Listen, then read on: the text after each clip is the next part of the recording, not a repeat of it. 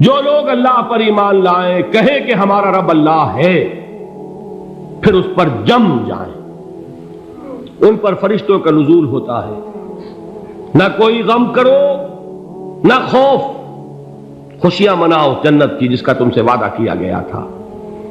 اللہ کی ربوبیت پر اطمینان جب انسان کو ہو جاتا، میرا رب اللہ ہے، ربی اللہ، انسان کے لیے نہ کوئی کھٹکا، نہ کوئی خطرہ، نہ کوئی خوف، نہ کوئی حزن۔ جو کچھ ہو رہا ہے کس کے اذن سے ہو رہا ہے؟ اللہ کے اذن سے۔ اللہ کے اذن کے بغیر پتہ تک نہیں ہلتا۔ یہ کوئی اندھا بہرا مادہ نہیں ہے جس سے مجھے کوئی خوف ہو۔ اندھا بھینسا چلا رہا ہو اس سے تو ڈرنے کا ہر انسان کو ڈرنا چاہیے، نہ معلوم کس کو ٹکر مار دے، لیکن نہیں، اس کائنات کو چلانے والا ایک سمیع و بصیر خدا ہے۔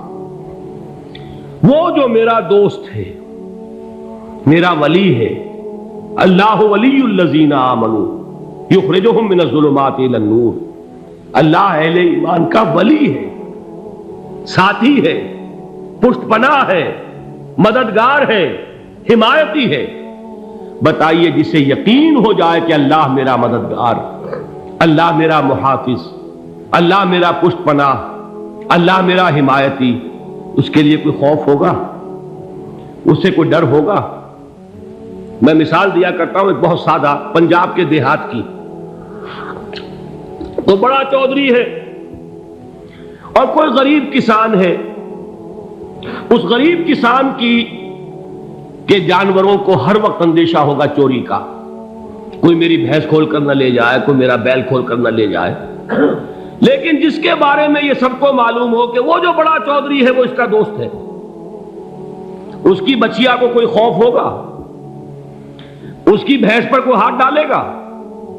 اسے کوئی اندیشہ ہوگا؟ نہیں۔ کیوں؟ کہ وہ بڑا چودھری، بڑا اس کا یہاں کا سردار، جاگیردار، سب کو معلوم ہے وہ میرا دوست ہے، کوئی میرے خلاف اقدام نہیں کر سکتا۔ اس دنیا میں یہ چھوٹی سی بات اگر آپ کے دلی اطمینان اور سکون کا باعث بن سکتی ہے تو ذرا تصور کیجئے۔ میں لفظ تصور استعمال کروں گا صرف اس لیے کہ اس کا ہم جس کو کہتے ہیں ادراک اور شعور کر نہیں سکتے، اگر کے ساتھ کر سکتے۔ اگر یقین ہو کہ اللہ میرا مددگار اور یقین ہو کہ اللہ ہر آن میرے ساتھ ہے، پھر کوئی خوف، کس کا خوف؟ کوئی شے اللہ سے بالاتر ہے؟ کوئی قوت اس سے زیادہ طاقتور ہے؟ کوئی اس کے ارادے کو بدلنے والا ہے؟ کوئی اس کی مشیت کے آڑے آنے والا ہے؟ یہی بات ہے جو حضور نے فرمائی، یہ ایمان کا حاصل ہے لب لباب، کہ دیکھو اچھی طرح اس بات کو ذہن نشین کر لو، اگر تمام انسان مل کر تمہیں کوئی نقصان پہنچانا چاہے نہیں پہنچا سکتے، مگر جو کچھ اللہ نے لکھ دیا ہو، اور تمام انسان مل کر تمہیں کوئی نفع پہنچانا چاہے نہیں پہنچا سکتے، مگر وہ شے جو اللہ نے طے کر دی ہو۔ آپ پھر میں کہوں گا ذرا طاری کیجئے، اسے فرض کیجئے، اسے سوچئے۔ اگر اس حدیث پر ہمارا دل ٹھکا ہوا ہو تو کسی سے ڈر ہوگا؟ یہ مجھے نقصان نہ پہنچا دے، یہ میری رپورٹ خراب نہ کر دے، یہ میری انکریمنٹ نہ رکوا دے، یہ میرا یہ نہ بگاڑ دے، یہ میرے یہ نقصان نہ پہنچا دے۔ اس کا ڈر، اس کا ڈر، اس کا خوف، اس کی خوشامد، اس کے لیے جا کر طرح طرح سے اپنی عزت نفس کو ذلیل کروانا اس کے سامنے، یہ سب کچھ کیوں کرتا ہے انسان؟ جب سمجھتا ہے کہ اس کے ہاتھ میں میرا کوئی نفع ہے، اس کے ہاتھ میں میرے لیے کوئی ضرر ہے، یہ مجھے کوئی غضب پہنچا سکتا ہے، یہ مجھے کوئی نقصان پہنچا سکتا ہے، یہ میرا کوئی کام بنا سکتا ہے، یہ میری کوئی ضرورت پوری کر سکتا ہے، اسی کا نام شرک ہے۔ جہاں آپ نے یہ سمجھا کہ غیر اللہ کے اندر کوئی طاقت موجود ہے، وہی شرک ہے۔ بتوں سے تجھ کو امیدیں، خدا سے نو امیدی، مجھے بتا تو صحیح اور کافری کیا ہے؟ شرک تو یہ ہے۔ جس پر بھی تمہیں یہ خیال ہے، کلمہ ہے یہ کلمہ سوم، لا حول ولا قوت الا باللہ، ذرا اس پر دل کو کبھی اگر آپ تصور کریں، پھر فرض کریں، دل ٹھک جائے اس پر، کوئی طاقت نہیں۔ یہی بات تھی جو شیخ عبد القادر جیلانی رحمۃ اللہ علیہ نے اپنی وصیت میں اپنے بچے سے کہی. 11ویں دینے والے ہیں، لیکن حضرت شیخ عبد القادر جیلانی کی وصیت اور تعلیمات کو کتنے لوگ ہیں تم جانتے ہو؟ یہ جن مقامات تک پہنچے ہیں وہ کس چیز کی بدولت پہنچے؟ انہوں نے جو پیغام دیا وہ کیا تھا؟ اے میرے بچے، جس طریقے سے قرآن مجید میں حضرت لقمان کی نصیحتیں جو ہے نقل کر دی گئی ہیں، میں یہ عرض کروں گا بالفرض اگر قرآن حضرت عبد القادر جیلانی کے بعد نازل ہوا ہوتا تو شیخ عبد القادر کی یہ نصیحتیں بھی قرآن میں درج ہوتی. اتنی اونچی نصیحتیں ہیں. اے میرے بچے، اس حقیقت کو ذہن نشین کر لے، لا فاعل فی الحقیقت ولا مؤثر الا اللہ. اس کائنات میں نہ کوئی فاعل حقیقی ہے نہ مؤثر حقیقی ہے سوائے اللہ کے. کسی شے میں کوئی تاثیر نہیں اگر اللہ نہ چاہے. آگ جلا نہیں سکتی اگر اللہ نہ چاہے. پانی ڈبو نہیں سکتا اگر اللہ نہ چاہے. زہر ہلاک نہیں کر سکتا اگر اللہ نہ چاہے. کوئی چیز فائدہ نہیں پہنچا سکتی اگر اللہ نہ چاہے. تو در در پہ کیوں سر جھکاتے ہو؟ در در پر کیوں جبیں سائی کرتے ہو؟ سب کے سامنے کیوں ہاتھ پھیلاتے ہو؟ ایک اللہ سے مانگو. ایک اللہ کے سامنے زمین پر اپنی جبین رکھو. لا فاعل فی الحقیقت ولا مؤثر الا اللہ. نظر آتا ہے ہمیں کہ پانی پیاس بجھا دیتا ہے. پیاس بجھانے کی صلاحیت پانی میں نہیں ہے، اللہ کے اذن سے. کھانا بھوک مٹا دیتا ہے. بھوک مٹانے کی صلاحیت کھانے میں نہیں ہے، اذن رب میں ہے. دیکھیے یہی یقین تھا. حضرت موسیٰ علیہ السلام کا واقعہ یاد کیجئے. سامنے سمندر آ گیا ہے. قوم دیکھتی ہے پیچھے کہ گرد و غبار کا طوفان ہے. معلوم ہوا کہ فرعون اپنے لشکر سمیت آ گیا ہے. لشکر جب چلتا تھا تیز رفتاری کے ساتھ تو گرد و غبار کا جو طوفان اٹھتا تھا اس کا تصور کیجیے. اور لمحہ بلمحہ وہ قریب آ رہا ہے. پوری قوم نے کیا کہا؟ اے موسیٰ انا لمدرکون. اے موسیٰ ہم کو پکڑے گئے. قرآن مجید نے تو یہاں وہ باتیں نہیں لکھی ہیں، لیکن تورات میں یہ درج ہے کہ بنی اسرائیل جھگڑنے لگے، دست و گریبان ہو گئے موسیٰ کے ساتھ. موسیٰ ہمیں یہاں مروایا لا کر، اس سے تو ہم ہی بہتر تھے. وہاں کھانے کو ملتا تھا، زندگی تو تھی، بیگار ہم کر رہے تھے، موت تو نہیں تھی. اب جو کچھ ہوگا اس کا تصور کرو، جس طریقے سے ہمارے ٹکڑے اڑائے جائیں گے. تو لڑ رہے ہیں حضرت موسیٰ علیہ السلام سے. یہ تورات کی تفصیل ہے. قرآن میں صرف اتنا آیا ہے، پریشان ہو کر انہوں نے کہا انا لمدرکون. موسیٰ ہم کو پکڑے گئے. اس وقت موسیٰ کا جواب کیا ہے؟ کلا ان معی ربی سیہدین. نہیں، میرے ساتھ میرا رب ہے، وہ راستہ دے گا. بتائیے کہاں راستہ نظر آ رہا ہے؟ یہ ہے ایمان بالغیب. راستہ نظر نہ آئے تب اللہ پر یقین ایمان ہے. جیب میں پیسے ہوں اور تب دل کو اطمینان ہے تو ایمان کس پر ہوا؟ پیسے پر، اللہ پر نہیں. جب وسائل و ذرائع نہ ہو اور پھر یقین ہو کہ اللہ مسبب الاسباب ہے، وہ اسباب کا پابند نہیں ہے، وہ اسباب کا محتاج نہیں ہے، اسباب اس کے محتاج ہے. اگر یہ یقین ہے تو اللہ پر ایمان ہے. یہ نہیں ہے تو تمہارا ایمان اسباب پر ہے، وسائل پر ہے، ذرائع پر ہے، مادیات پر ہے، اللہ پر نہیں. اس وقت کہاں راستہ تھا؟ کوئی راستہ تھا؟ سمندر ہے اور ادھر سے لشکر آ گیا ہے. کلا ان معی ربی سیہدین. اب دیکھیے ایمان کہہ دینا آسان ہے، ہوا معکم اینما کنتم. جہاں کہیں بھی تم ہوتے ہو اللہ تمہارے ساتھ ہوتا ہے. لیکن اس کا یقین قائم ہو جائے تو زمین و آسمان کا فرق واقع ہو جائے. یہی بات ہوئی حضور کے ساتھ. غار ہے، چھپے ہوئے ہیں محمد رسول اللہ اور آپ کے وہ یار غار ابو بکر صدیق رضی اللہ تعالی عنہ. اقبال نے حضرت ابو بکر کی شان میں چند اشعار کہے صرف، لیکن واقعہ یہ ہے کہ بھاری بھاری نظموں پر اور قصیدوں پر بھاری ہے. طویل ترین نظمیں اور قصیدے ہوں ان پر بھاری ہے. ہمت ابو بکر کی ہمت جو ہے کشت ملت را چو ابر، جیسے بارش سے کھیتی اپجتی ہے، ابو بکر کی ہمت اور عزیمت اس امت کو اسی طرح سینچنے والی ہے۔ ثانیے اسلام و غار و بدر و قبر،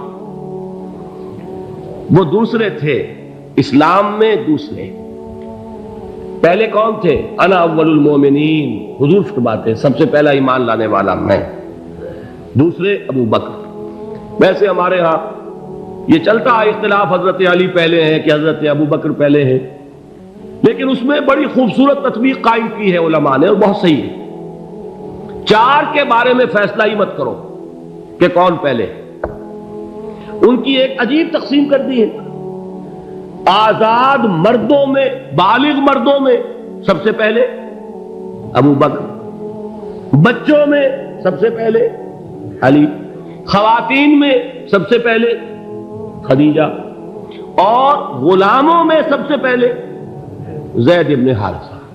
بڑی پیاری تقسیم ہے، یہ چاروں ہی پہلے ہیں، ہر ایک کے لیے اولیت ہے۔ اور واقعہ یہ ہے کہ اگر زمانی اعتبار سے تعین ہوگا تو پہلے خدیجۃ الکبریٰ آئیں گی رضی اللہ تعالی عنہ، کسی اور سے بات کرنے کی نوبت بعد میں آ سکتی ہے، پہلے تو اہلیہ محترمہ سے بات ہوئی، آتے ہی پہلی وحی ہوئی ہے، ابھی تبلیغ کا حکم نہیں تھا، کس کو بتایا واقعہ؟ ابھی اپنی نبوت کی تبلیغ کا تو حکم ہی نہیں آیا، واقعہ کس کا ہے؟ وہ خدیجہ کا ہے۔ جب کہا ہے کہ خشیت علی نفسی، مجھے اپنی جان کا اندیشہ ہے، تو کیا جواب دیا خدیجہ نے رضی اللہ تعالی عنہا؟ وہ صدیقۃ الکبریٰ ہے، صدیقات جو ہے خواتین ان میں چوٹی پر خدیجۃ الکبریٰ ہے رضی اللہ تعالی عنہا، اور صدیق جو مرد ہیں ان میں صدیق اکبر ہے ابو بکر صدیق رضی اللہ تعالی عنہ، لیکن صدیقات میں چوٹی پر۔ جب حضور نے فرمایا خشیت علی نفسی، کیا فرمایا، کیا عرض کیا، کیسے تسلی دی؟ نہیں نہیں، اللہ آپ کو ضائع نہیں کرے گا، آپ غریبوں کے ہمدرد ہیں، آپ مساکین کے تکالیف رفع کرنے والے ہیں، آپ بیواؤں کی سرپرستی کرتے ہیں، آپ مسافروں کی خدمت کرتے ہیں، اللہ آپ کو ضائع نہیں کرے گا۔ یہ یقین ہے اس خاتون کے اندر۔ خیر وہ ایک علیحدہ بات ہو جائے گی۔ میرے دل پر حضرت خدیجہ رضی اللہ تعالیٰ عنہ کی شخصیت کا بڑا گہرا نقش ہے، جو وہ کوئی اور ہی وقت اور موقع ہوا تو بیان ہوگا۔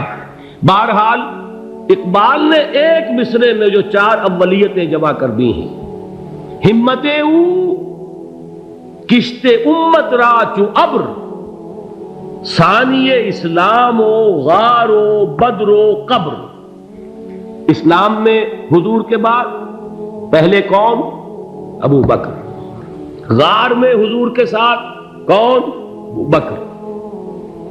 بدر کی رات اللہ کا رسول سربسجود وہ جھاڑ، وہ گھاس پھوس کی جو جھوپڑی بنائی گئی تھی، اور وہاں تلوار ننگی لے کر پہرا دینے والا کون؟